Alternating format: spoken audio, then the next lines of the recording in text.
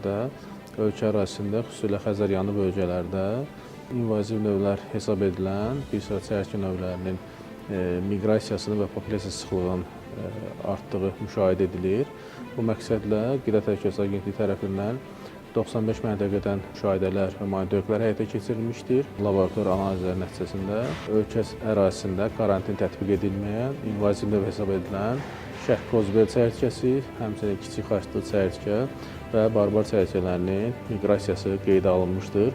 Xatırladım ki, bu növlər Azərbaycan üçün xarakterik növlər deyil. Qazaxıstan və Rusiya ərazisindən miqrasiyası qeydə alınmışdır. Fitosanitar nəzarətin həyata keçirilməsi məqsədilə və çəyirtkələrlə mübarizə məqsədilə agentliyin və digər dövlət orqanları tərəfindən, kənd təsərrüfatı, həmçinin Ekologiya və Təbii Sərvətlər Nazirliyi tərəfindən həm monitorinqlər, həmçinin mübarizə tədbirləri həyata keçirilir. Zərərvericilərin say tərkibinin nəzarətdə saxlanılması, həmçinin digər ərazilərə yayılmamasının qarşısının alınması məqsədilə müxtəlif tədbirlər görülməkdədir.